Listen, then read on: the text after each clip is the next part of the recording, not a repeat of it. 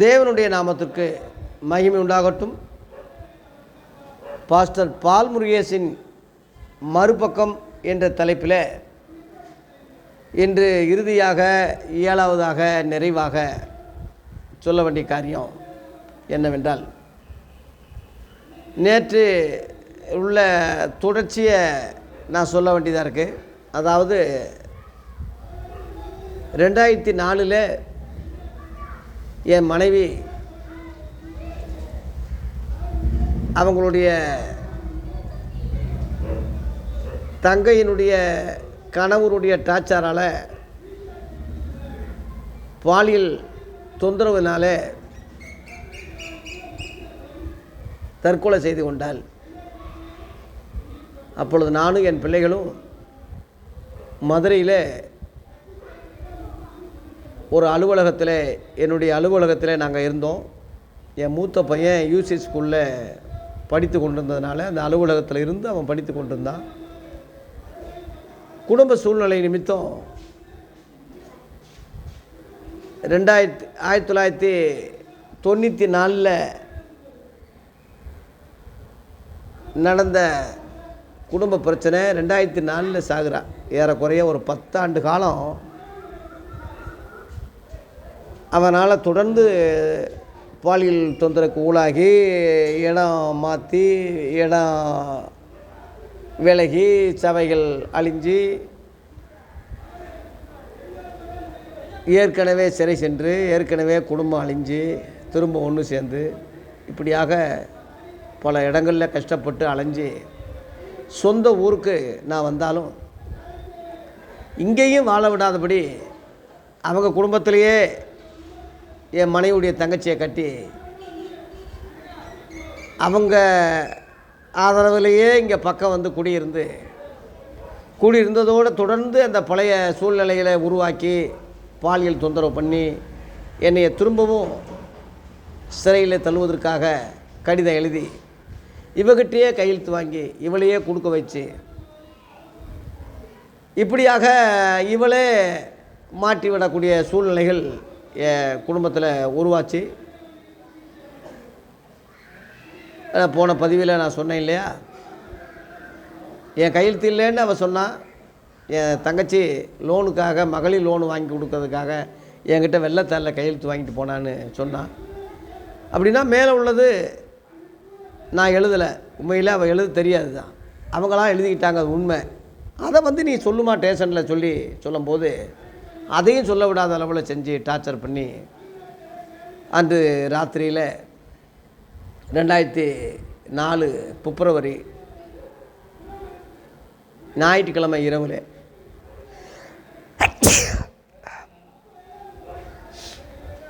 Night 12 மணிக்கு எனக்கு phone பண்ணி அழுகிறா, நான் சாக போகிறேன்னு. என் 2 பிள்ளைகளும் அந்த ஃபோனில் பேசி அதெல்லாம் அப்படித்தாம்மா சொல்லுவாங்க, அதெல்லாம் நம்பலை, நானும் நம்பலை. ஏன்னா இத்தனை வருஷமாக பிரச்சனையில் சாகாதவன், இத்தனை வருஷமாக ஊழியத்தில் ஏறக்குறைய 20 வருஷம் என்னோட ஊழியத்தில் பயணித்தது, சத்தியங்கள் கேட்டது. இப்படி இருக்கும்போது எப்படி அது இந்த முடிவுக்கு போகும்? யாருமே நம்பலை அது. ஆனால் எதிர்பாராத வகையில் 2004 பிப்ரவரி மாதம் 8 இரவில் தற்கொலை செய்து கொண்டாள். அது காலையில் அவங்க பயந்துக்கிட்டு நான் வந்தால் கேஸ் கொடுத்துருவேன்னு சொல்லி என் மாமியாவை பயன்படுத்தி இறந்து போன மகளை பார்த்தீங்கன்னா இருக்கிற வாழ்க்கை போயிடும், அதனால் நீங்கள் போய் அவர் தான் அதுக்கு காரணம்னு என் மேலே கம்ப்ளைண்ட் கொடுக்க சொல்லி அவனால் தூண்டி விடப்பட்டு சமயநல்லூர் போலீஸ் ஸ்டேஷனில் கம்ப்ளைண்ட் கொடுத்தாங்க. அந்த அடிப்படையில் அங்கே உள்ள போலீஸ் எல்லாம் மதுரை அரசரடி அலுவலகத்துக்கே வந்துட்டாங்க. நானும் என் பிள்ளைகளும் அங்கே, எங்கள் அண்ணன் இந்த செய்தியை எனக்கு சொன்னார், இந்த மாதிரி இறந்துட்டாப்பான்னு. நாங்கள் புறப்பட்டுக்கிட்டு இருக்கும்போது அவங்க போலீஸ் வந்துட்டாங்க. எங்களை அப்படியே கூட்டிகிட்டு police station, Samayanallur police station போயிட்டாங்க. கலிபில்லான்னு ஒரு இன்ஸ்பெக்டர் இருந்தார். அவர் விசாரிக்கும்போது, ஐயா உங்கள் மேலே எந்த குத்தமும் இல்லை, ஆனாலும் ஆர்எஸ்எஸ் உடனே அவன் மதுரை எஸ்எஸ் காலனியில் போய் சோமசுந்தரம்னு சொல்லி ஒரு ஆர்எஸ்எஸ் தலைவரை கூட்டிகிட்டு வந்து அவனும் அதில் சேர்ந்த மாதிரி நடித்து அங்கே ஆர்எஸ்எஸ் தொண்டர்களை கூட்டி வந்து இங்கே இவரை கைது பண்ணுங்க, ஏற்கனவே 2001 இவர் புஸ்தகம் எழுதி மதவெறியை தூண்டியதாக கைது பண்ணியிருக்காங்க, திரும்பவும் அதே மதவெறியை, ஏன்னா தற்கொலைன்னு வந்துருச்சு போஸ்ட்மார்ட்டம் ரிப்போர்ட்டில், அதனால் என்னை கைது பண்ணுறதுக்கு வாய்ப்பு இல்லை, வெளியே விடுற மாதிரி இருந்தாங்க. அவங்க எப்படியாவது இவர் வெளியே விட்டால் திரும்ப நம்ம மேலே கேஸை போட்டு நம்மளை இது பண்ணுவார், வேலை போயிடும்னு சொல்லி இதில் என் மேலே எப்படியா தூண்டுதலையாவது போடுங்க, இவர் வந்து அதுக்கு காரணம் இல்லாவிட்டாலும் காரணம் இல்லாமல் அவங்க எப்படி சாவாங்க, ஏதாவது தூண்டுதல் இருக்கும்லன்னு சொல்லி மதம் மாற துன்பப்படுத்தினார் என்ற பொய் கேஸை போட்டு, அவன் ஏற்கனவே சாராள்னு பேர், அவள் பழைய பேர் வந்து நாகலட்சுமி, நாகலட்சுமி என்றவளை சாராள்னு பேரை மாற்றி மதவெறி மத தூண்டுதலில் தான் மத மாற்றத்தினால தான் எங்கள் அக்கா இறந்தாங்கன்னு சொல்லி அந்த கொழுந்தியாலும் மாமியாலும் எல்லாருமே பொய் புகாரை கொடுத்து என்னை கைது பண்ண வச்சாங்க. அந்த பேப்பரெல்லாம் வந்திருக்கு, இப்பொழுதும் ஆதாரம் வச்சுருக்கேன்.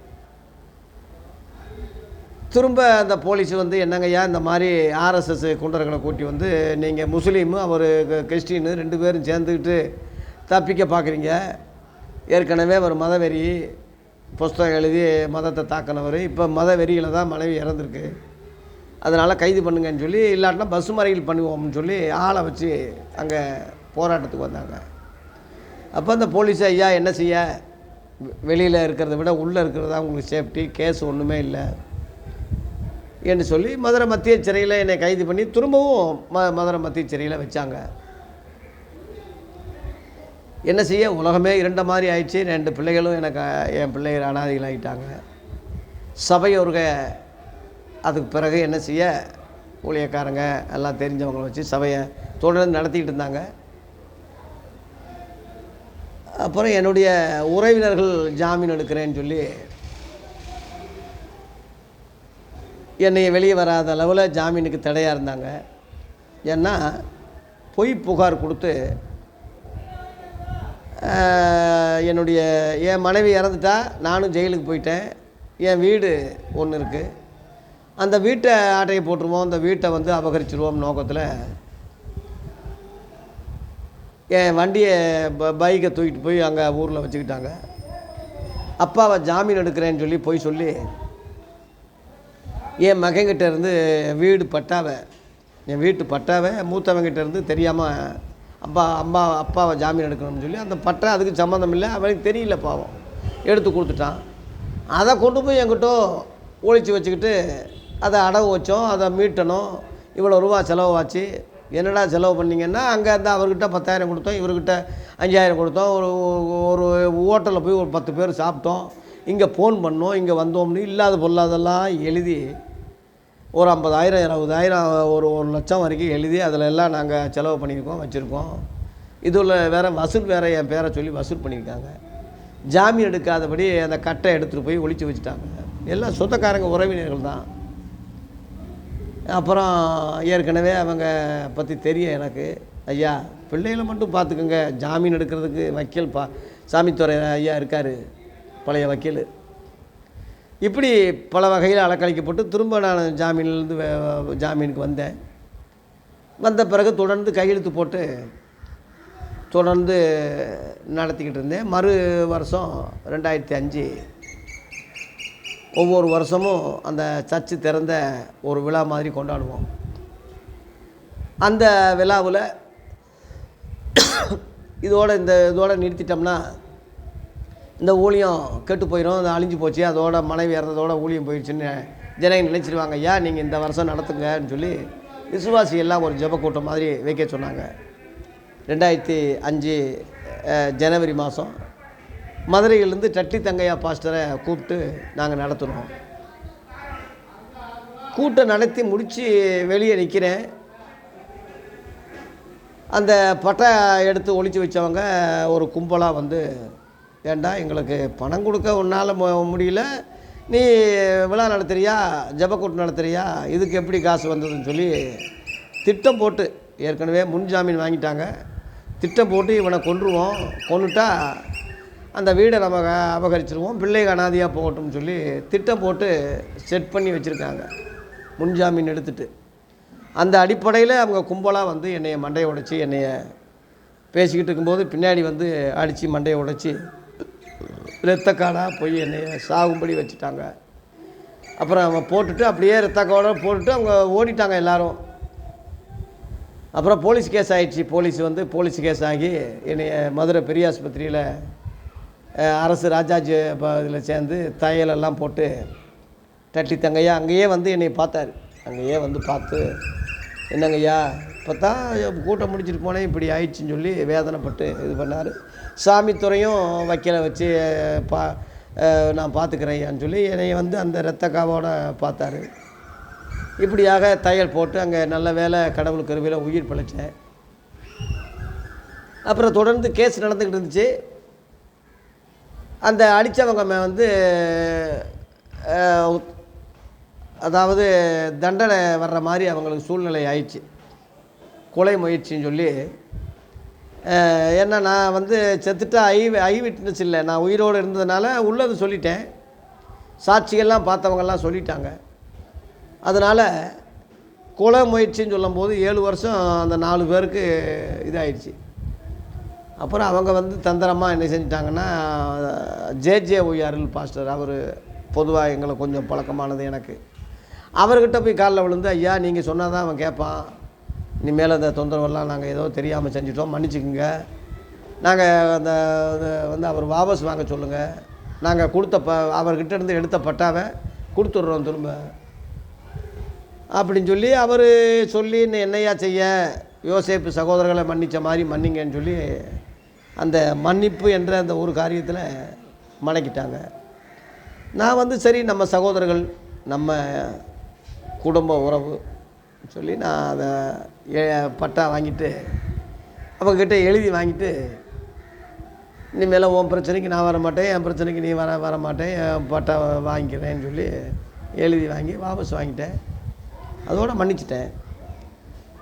திரும்ப என் மனைவி இறந்த கேஸு நடந்துக்கிட்டு இருந்துச்சு. அதன் பிறகு 1 வருஷமாவது அவருக்கு தண்டனை கொடுக்கணும்னு சொல்லி ஆர்எஸ்எஸ் ஆளுகளை வச்சு ரொம்ப தொந்தரவு பண்ணி 1 வருஷம் தண்டனை கொடுத்தாங்க. மறுபடியும் மதுரை மத்திய சிறைக்கு போனேன். அந்த 1 வருஷம் கூட இல்லை, ஒரு 6-7 மாதத்தில் என்னை வெளியே விட்டாங்க நன்னடத்தை சான்றிதழாக.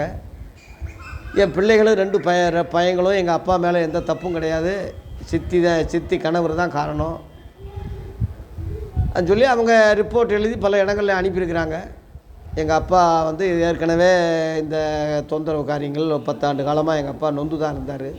அவங்க தொடர்ந்து டார்ச்சர் பண்ணிக்கிட்டே விரட்டிட்டு வந்து உள்ளூர்லேயே வந்து இந்த மாதிரி வந்து செஞ்சிட்டாங்க, சித்தி கணவர் தான் காரணம், எங்கள் அப்பா கிடையாதுன்னு சொல்லி 2 பிள்ளைகளையும் சொல்லிட்டாங்க.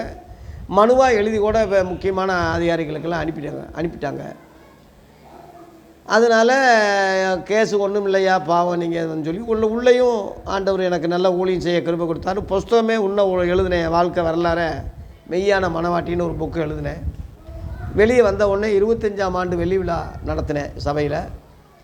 அநேகர் வந்து அங்கே பெரிய பெரிய பாஸ்டர்கள்லாம் அங்கே வந்து சாமித்துறையும் செல்வின் தங்கத்துறை ஐயாவும் வந்து ஜே.ஜே.ஒய் அருளும் பாஸ்டர் எபினேசர் பாஸ்டரும் இப்போ சர்ச் ஆஃப் காட் மனோகரன் பாஸ்டரும் இப்படி நிறையா பாஸ்டர்கள், டாக்டர் செம்பு டேவிட் ஐயாவும் நிறையா தேவதாசர்கள் வந்து என்னையை ஊக்கப்படுத்தி உற்சாகப்படுத்தி அந்த 25ஆம் வெள்ளி விழாவை இது பண்ணாங்க.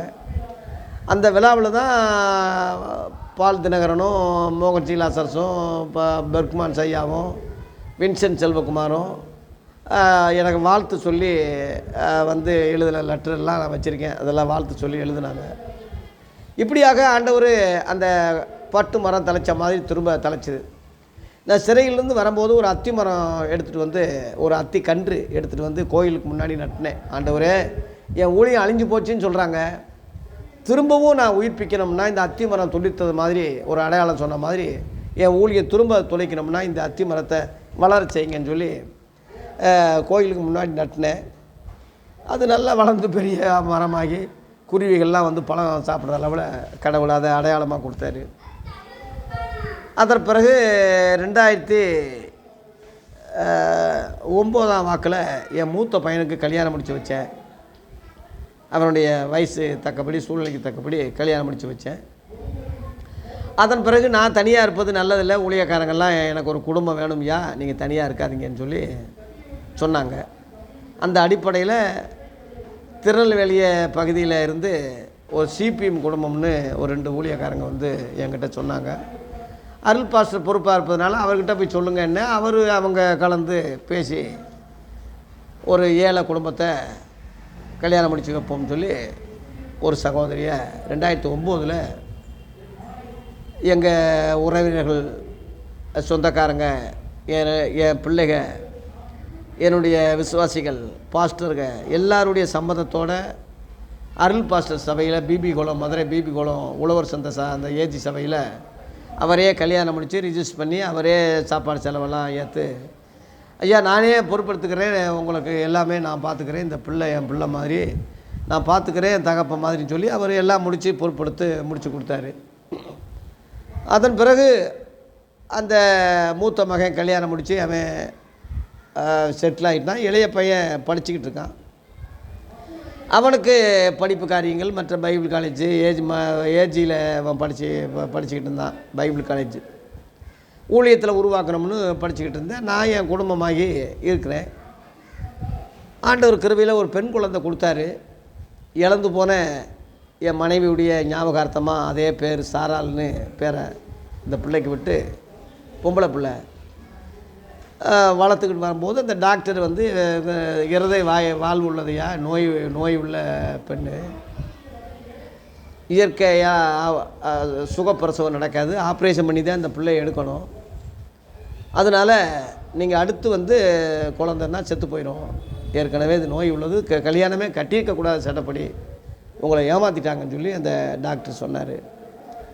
அப்போ இவகிட்ட கேட்கும்போது, ஆமாம் என்னைய வந்து வெளியே சொல்லாதீங்க, சொன்னால் உனக்கு கல்யாணம் நடக்காது, இருதய வாழ்வு இருக்குது, நோய் இருக்குது, வந்து ஓப்பன் சர்ஜரி செய்ய வேண்டியிருக்கும், கல்யாணம்லாம் பண்ணக்கூடாது, இல்லாட்டினா இப்போ ஒரு நல்ல ஒரு பாஸ்டர் கிடச்சிருக்கிறாரு, இவர்கிட்ட கல்யாணம் முடிச்சுட்டா தெரிஞ்சாலும் கூட ஒன்றும் சொல்ல மாட்டார், பின்னாடி எப்படியாவது காப்பாற்றிக்கிடுவார், நீ வெளியே சொல்லக்கூடாது, வெளியே சொன்னால் ஹாஸ்டலில் சேர்த்துருவோம், உனக்கு கல்யாணமே நடக்காதுன்னு சொல்லி குடும்பத்தில் மிரட்டிட்டாங்க. அவங்க அப்பா இல்லை, அவங்க அம்மாவும் தங்கச்சிகளும், ஒரு ஐயா வளர்ப்பு தகப்பேன்னு ஒரு ஐயா, ஒரு வயசான ஒரு ஐயா இருந்தார், எல்லாம் மிரட்டிட்டாங்கன்னு சொல்லவும் இவை எனக்கு சொல்லவும், நான் சரிம்மா பரவாயில்ல, ஏதோ ஒரு குழந்தை போதும், நம்ம இனிமேல் என்ன ஆண்டவர் இருக்கார், நமக்கு போதும், 2 பையங்க ஏற்கனவே இருக்காங்க, சரின்னு சொல்லி, ஆனால் சீக்கிரமாக ஆப்ரேஷன் பண்ணிடணும்னு சொல்லிட்டாங்க ஒரு 2 வருஷத்தில். அதன் பிறகு 2017 மதுரை பெரிய ஆஸ்பத்திரியில் ஓப்பன் சர்ஜரி, பெரிய ஆப்ரேஷன், நல்ல வேலை ஆண்டவர் கிருபையில் பிழைச்சிட்டா. அதுக்கு பிறகு கர்ப்ப ஆப்ரேஷன் ஒன்று நடந்துச்சு.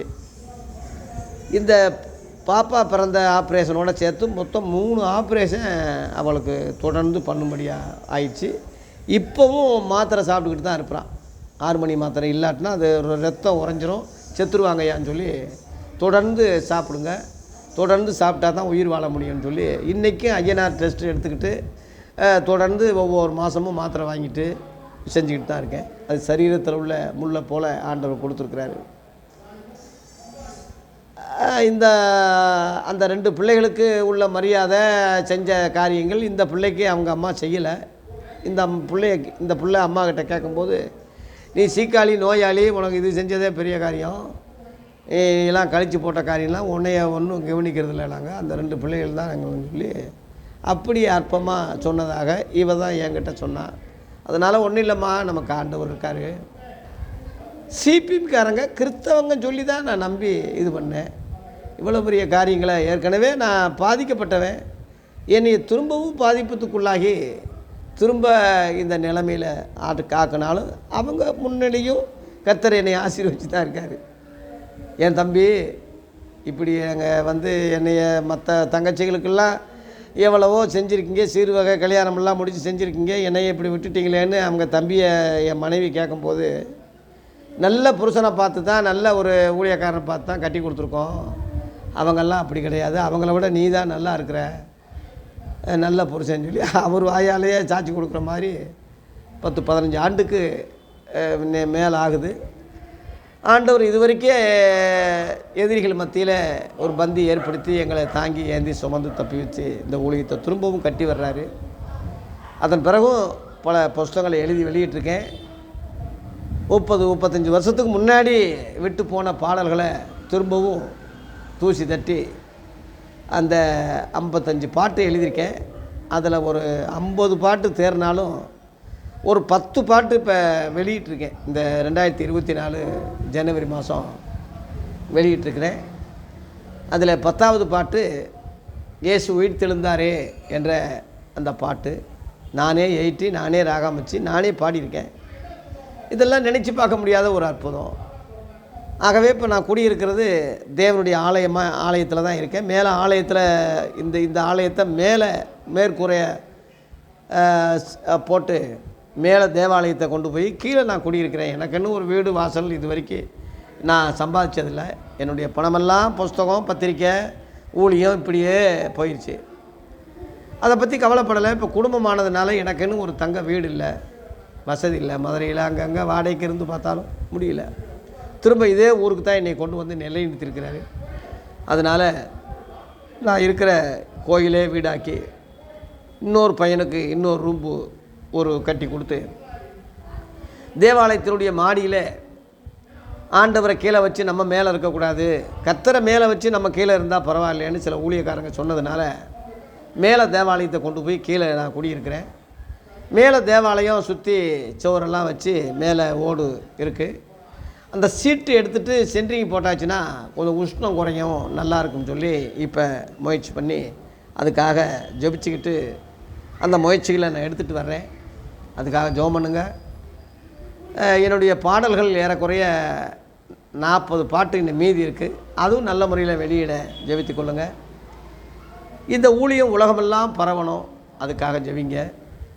என்னுடைய வாழ்க்கையை திரும்பி பார்க்கும்போது அத்தனை கஷ்டம் போராட்டம் மத்தியில் இன்றைக்கி என்னை உயிரோடு வச்சுருக்காருன்னா ஏதோ ஒரு திட்டம் நோக்கம் இருக்குது. இந்த அப்போஸ்தல உபதேசங்களில் நான் கடந்து போகணும். இயேசு பிறந்ததிலிருந்தே நல்லா இருந்ததில்லை. பிறந்ததிலிருந்தே அவர் அலக்கழிக்கப்பட்டார், அங்கே கொண்டு போகப்பட்டார். எவ்வளவோ கஷ்டம், வறுமை, துன்பம், கடைசி சிலுவையில் தொங்கும் வரைக்கும் தலை சாக்கிய இடமில்லாமல் பாடு, கஷ்டங்கள், துன்பங்களில் தான் இருந்தார். ஆனாலும் உயிர்த்தெழுந்து வெற்றி சிறந்து நீங்கள் உலக ரட்சகராக விளங்குறாரு.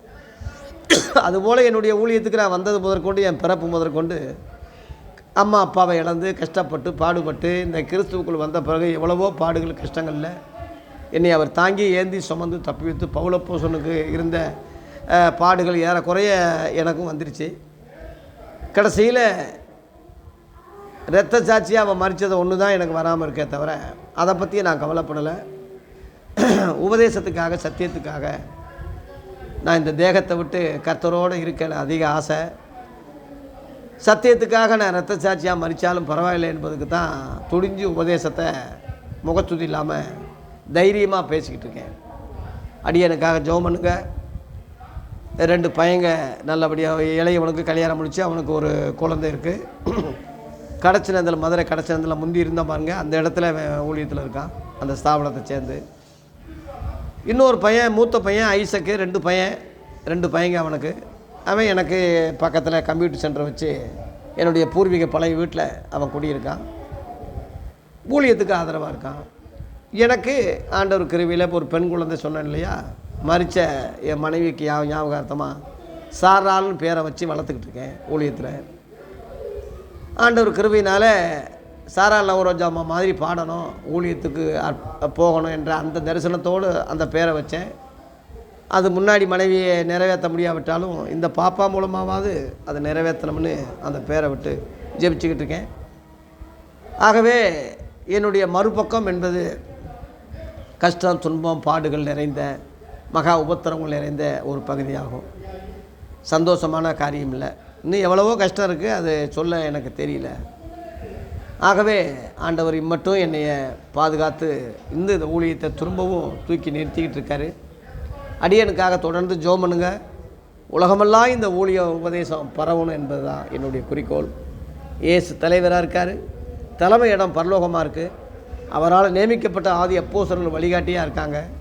புதிய ஏற்பாடு நிருபங்கள் நமக்கு கிறிஸ்தவங்களுக்கு வழிகாட்டியாக இருக்குது. கடைசியில் வெளிப்படுத்துகிற விசேஷம் எல்லாருக்கும் உள்ள மெய்யான வெளிப்பாடாக இருக்கிறது. அந்த வகையில் கிறிஸ்தவங்க எல்லாரும் பயணிக்கணும் என்ற முறையில் தொடர்ந்து வைராக்கியத்தோடு இந்த ஊழியம் செஞ்சுருக்கேன். இந்த வசனம் உபதேசம் இந்த ஒரு சந்தோஷம் இல்லாட்டினா எனக்கு நடந்த உபத்திரவங்கள்ல கஷ்டங்கள்ல என் துக்கத்தில் நான் செத்தே இருப்பேன். இது வரைக்கும் நான் உயிரோடு இருப்பது சுத்த கிருபை. அப்படி இறக்கங்களுக்கு முடிவே இல்லை. ஆகவே என்னுடைய மறுபக்கத்தை இந்த பதிவோடு நிறைவு செய்கிறேன். அடுத்து தொடர்ந்து டெய்லி வீடியோ போடணும்னு அவசியம் இல்லை. ஞாயிற்றுக்கிழமை செய்தி போடுறேன். பைபிள் ஸ்டடி மதுரையில் நடக்குது, அது நான் போடுறேன். சிறப்பு கூட்டங்கள் இருந்தால் அதை நான் போடுறேன். மற்றபடி சொல்ல முடியாது, இப்படி தான் சொல்லுவேன். திடீர்னு ஒரு ஆர்வம் வந்து மறுபடியும் ஏதாவது ஆரம்பித்தாலும் சொல்ல முடியாது. எனக்காக ஜெபம் பண்ணுங்க. ஆண்டவர் உயிரோடு இருக்கும் நாளெல்லாம் ஜனங்களை சத்தியத்தில் நடத்தணும் என்ற ஒரு சந்தோஷத்தை தவிர வேறு சந்தோஷம் எனக்கு இல்லை. உங்கள் யாவருக்காக ஆண்டவரை ஸ்தோத்திரிக்கிறேன். நன்றி, வணக்கம்.